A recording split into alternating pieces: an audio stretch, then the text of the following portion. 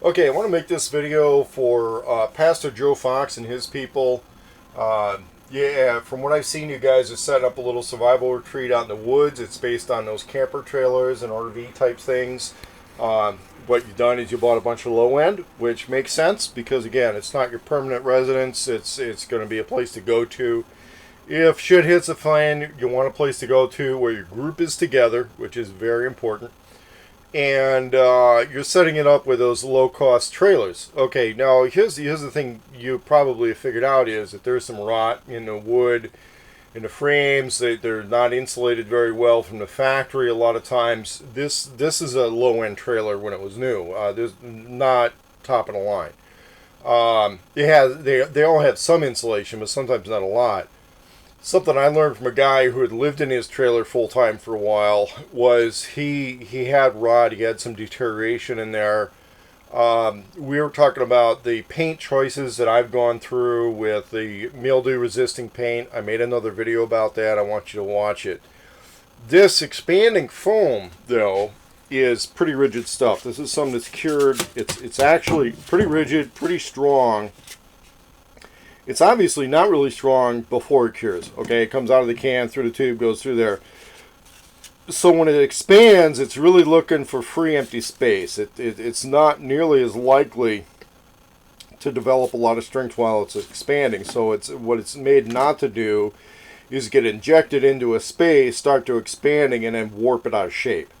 I did an experiment where I had some gaps here where some wiring comes in from the roof. I'd had a lot of water leakage problems in here. I was using a lot of conventional caulk and goopy and trying to seal that up. It wasn't ever really getting dry for me. And so I really pumped a lot of the voids in here with the expanding foam. I even got it in between some of the walls. And it's really helped it out. I mean, this area is starting to dry out because a lot of these trailers are basically wooden frame metal tent. I mean, when you look at the way they're built. The inside material is just thin plywood stuff. It's made thin for two reasons. One, it has to maintain some flexibility as this thing goes down the road. Two, they got to save weight. Otherwise, you're just going to have these really heavy trailers that kill your fuel economy and then screw up the handling on your vehicle. So, not a lot of structural integrity to that stuff, although there is some, and it does matter. But in those areas, even if you've got some rotting wood, that wood served most of its purpose when it was holding the glue and screws on the original manufacturing of the trailers. So what you do is you can shoot holes in anything that feels like a soft spot or a problem spot, shoot holes with a drill that are just barely the size of the nozzle on this great stuff foam, and then inject this great stuff foam into your walls and ceiling, and you're going to find that those lower end trailers of yours all of a sudden start to feel a lot more solid, a lot better insulated, a lot stronger. It does add some strength and rigidity to a lot of this stuff. You can even inject it in any hollow space, even if there was already insulation in there.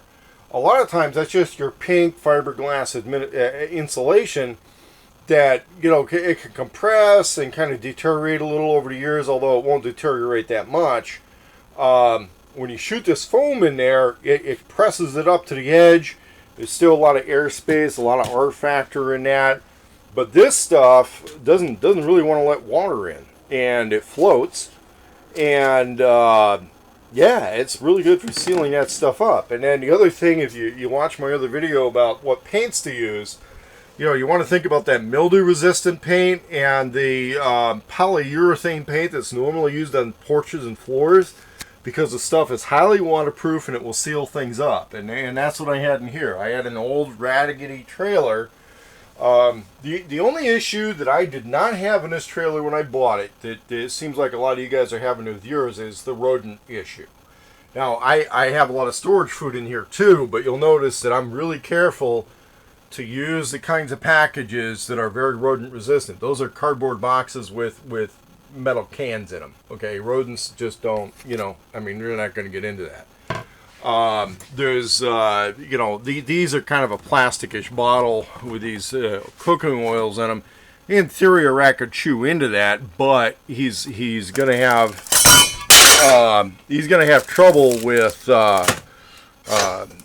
just getting into this cabinet too, because this cabinet doesn't have any passage. There's no side passages. There's no other way to get into that cabinet. I've got some popcorn here. It's going to go back to my house with me. That's no longer going to be stored out here. Although I do have a microwave, it functions. It works on that whole solar outfit. But, yeah, so for Pastor Joe Fox, I'd like you to check into this foam. You can inject it into the walls in those lower-end trailers you have. And it's actually going to insulate them pretty well. And then if you paint those walls with this polyurethane paint, mold-resistant paint first. You hit it with a mold-resistant paint, then the polyurethane paint as the outer layer. You're going to find those things are, not half bad when you do that. So anyway, signing off and talk to you later.